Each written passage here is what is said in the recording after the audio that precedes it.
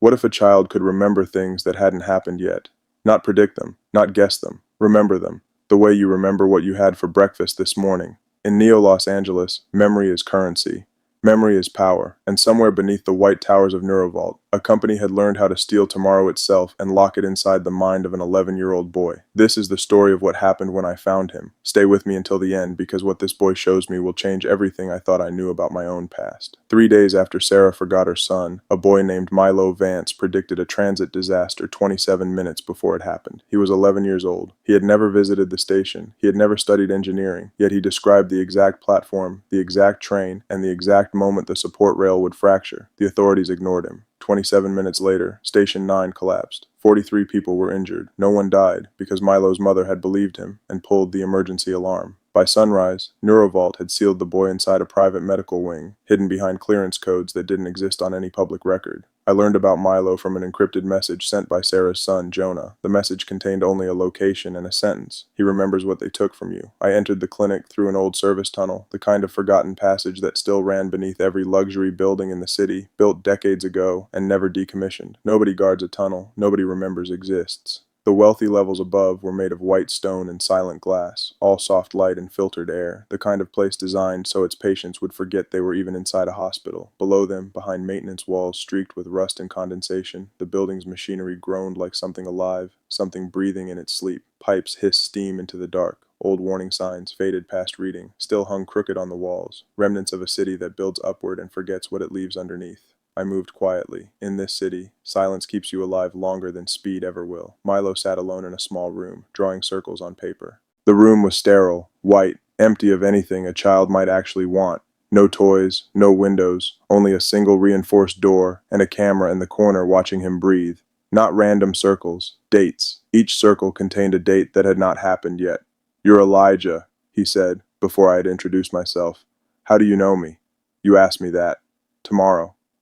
I thought he was playing a game, the kind of game traumatized children invent to survive rooms like this one, until he described the scar beneath my left shoulder.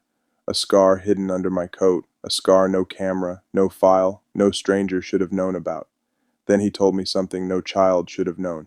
"You built the echo chamber." I had never heard those words before, not in this life, not that I could remember, but my body reacted to them anyway. A pressure formed behind my eyes. My hands started shaking. Faint at first, then unmistakable. Milo watched me carefully, the way a doctor watches a patient's vitals, waiting for something to spike. "That happens when a memory is trying to come back," he said, calm, almost clinical, far too calm for a boy his age. He explained that he did not see the future. He remembered it the same way anyone else remembers a Tuesday afternoon. Months earlier, NeuroVault had used him in an experiment designed to store future simulations inside human memory. The machine generated millions of possible outcomes, branching futures stacked on top of each other like glass sheets, and then implanted fragments of them into test subjects.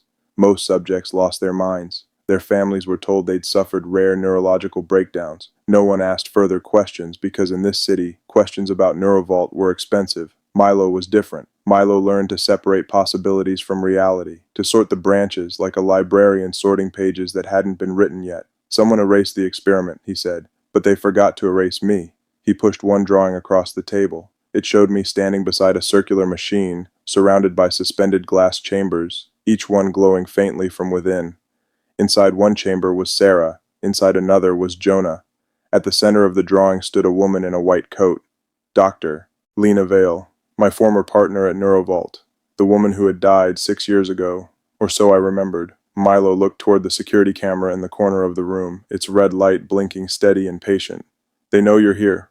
The clinic alarms began to pulse, a low red wash spreading across the walls in slow, rhythmic waves. We escaped through the service levels while black uniformed security teams flooded the upper floors above us, their boots pounding against tile somewhere far behind. Emergency lighting bathed everything in a slow pulsing red, turning the corridors into something closer to a heartbeat than a hallway. Milo moved as if he had already lived through the chase a dozen times before. He turned before doors opened. He stopped before drones crossed our path, standing perfectly still a half-second before their scanners swept the corridor, his small hand raised to hold me back. He pulled me backward seconds before a section of ceiling collapsed in a shower of dust and sparking wire, the debris crashing down exactly where I would have been standing. It wasn't luck. It never was, with him. At the end of the tunnel, He froze.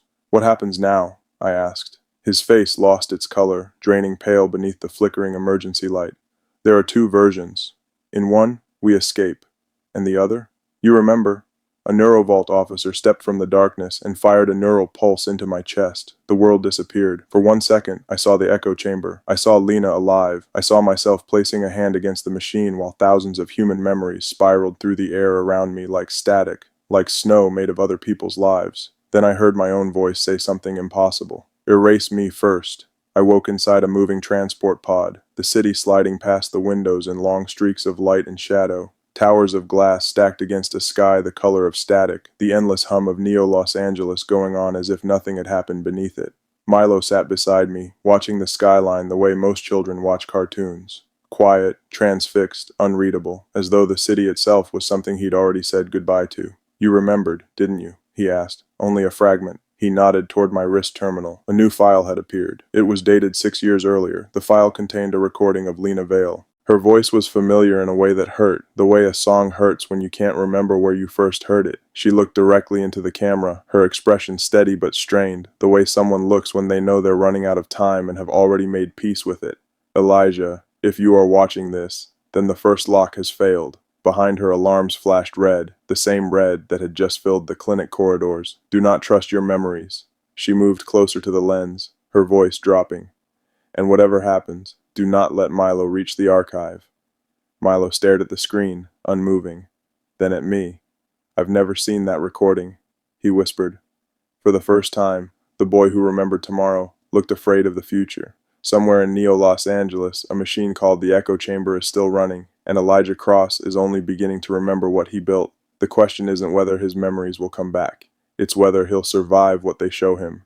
If you want to know what the archive is, and what Lena Vale was really trying to stop, subscribe to the Memory Merchant and turn on notifications, because episode 3 is coming, and some memories don't stay buried for long.